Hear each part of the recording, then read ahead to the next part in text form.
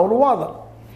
ಅದಕ್ಕೆ ನಾವು ಕೇಳೋದೀಗ ಹೌದಾ ಹೆಸರು ಕೆಡಿಸ್ತಾ ಇದ್ದಾರೆ, ಹೌದು ಬಿಡು ಸೌಜನ್ಯ ಒಂದು ಕೇಸ್ ಆಗಿದ್ರೆ ಅನುಭವದಾಗಿತ್ತು, ನಾವು 1-2 ಕೇಸ್ ಆಗಿದ್ರೆ ಹೆಸರು ಕೆಡಿಸ್ತಾ ಇದ್ರೆ ಲಾಭ ಆಗಿಲ್ಲ ಇವ್ರಿಗೆ ಅಂತೇಳಿ.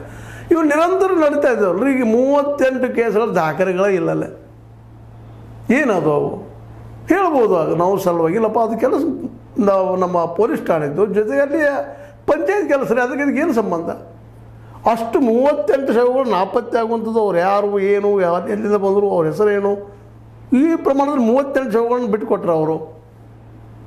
ಈಗಾಗಲೇ 75 ಶವಗಳು ಒಂದೇ 71 ಶವಗಳು ಒಂದೇ ದಿನ ಹೋಗಿದ್ರು ಮಾಡಿದ್ರು ಅಂತೆಲ್ಲ ಕೇಳಿದ್ವಿ ನಾವು. ಈಗಾಗಲೇ ನೀವು ನೋಡಿದ್ರಿ ಕೇಳಿದಿರಿ, ಆರೋಪಗಳಿದ್ದಾವೆ ಇದ್ರ ಮೇಲೆ. ಸ್ವತಃ V.S. ಉಗ್ರಪ್ಪನವ್ರದ್ದು 477 ಏನಪ್ಪ ಅಂತಂದ್ರೆ ಈ ಮುಚ್ಚಾಕೋ ಕೆಲಸಗಳು, ಹೆಣಗಳನ್ನು ಮುಚ್ಚಾಕೋದು ಕೆಲಸ ನಡೆದವಲ್ಲೇ. ಪ್ರತಿ ವರ್ಷ 100 ನಡೀತಾ ಇದ್ವು ಅಂತ. ಈ 100 ಎಲ್ಲ ನಡೆಯೋದು ಈ 4 ಜನ ಮಾಡ್ತಾಯಿದ್ರೆ ಅದು ಮತ್ತು ಬೇರೆ ಯಾರಿದ್ದಾರೆ, ಅದು ಮಾಡಲಿಕ್ಕೆ ಯಾರಿಗೆ ಸಾಧ್ಯದ? ಅದು ಸಾಮಾನ್ಯಗೆ ನಮಗೆ ನಿಮಗೆ ಸಾಧ್ಯದನ? ಪೊಲೀಸರು ಅಷ್ಟು ಸುಲಭ ಬಿಟ್ಕೊಟ್ಟಾರ?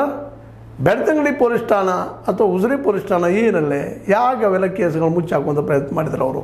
ಯಾಕೆ ದಾಖಲೆ ಇರಲಿಲ್ಲ? ಈ 38 ಕೇಸ್ಗಳ ಬಗ್ಗೆ ಏನೂ ಸಿಗ್ತಾ ಇಲ್ಲ ಅಂತ SIT ಸ್ವತಃ ಹೇಳ್ತಾಯಿದ್ರು. ಹಾಗಾದರೆ ಈ ಶವಗಳು ಯಾರನ್ನ ಕೇಳಬೇಕೀಗ? SIT ಆ ಪಂಚಾಯತಿನ ಕೇಳಬೇಕು. ಆ ಪಂಚಾಯತಿಯವರು ಅವರು ಹಚ್ಕೊಳ್ತಾರೆ ಏನೂ ಇಲ್ಲ ಅಂದ ಅವ್ರಿಗೆ ಉತ್ತರ ಕೊಡಲೇಬೇಕು. ಬೇರೆ ಆಗೋದಿಲ್ಲ. ಯಾರಪ್ಪ ಇವರು 38 ಜನ? ಈಗ ಸರ್ವೆ ನಡೆದ ತನಿಖೆ ನಡೆದ SITಯಿಂದ. ಅದನ್ನು ಈ ಹೋರಾಟಗಾರರು ಮಾಡಿದಾರ ನಮ್ಮ ಹೆಗಡೆಯವ್ರ ವಿರೋಧವಾಗಿ. ಇಲ್ಲಿ ನಡೆಯುವಂಥ ಎಲ್ಲ ಕೊಲೆ ಸುಲಿಗಳಿಗೆ ಇವರ ಕಾರಣರ. ಇದು ಯಾಕಂದ್ರೆ ನಮ್ಮ ಮೀಡಿಯಾ ಅದರಲ್ಲೂ ಮುಖ್ಯವಾಗಿ ನಾವು ಗೋಧಿ ಮೀಡಿಯಾ ಅನ್ರಿ, ಮತ್ತೇನು ಅನ್ರಿ, ಅಥವಾ ಹೆಗ್ಗಡೆಯವರ ಪರ ಇದ್ದಂಥ ಮೀಡಿಯಾ ಅನ್ರಿ, ಅಥವಾ ಜನ ಅನ್ರಿ, ಈ ಕೇಸ್ಗಳನ್ನೆಲ್ಲ ಮುಚ್ಚಾಕೋ ಪ್ರಯತ್ನ ಯಾಕೆ ಮಾಡ್ತಾ ಇದ್ದಾರೆ? ಯಾಕೆ ಹೆಗ್ಡೆ ಪರ ಅಂತ ಮೀನ್ಸ್ ಹೆಗ್ಡೆ ಅವ್ರು ಮಾಡಿಲ್ಲ.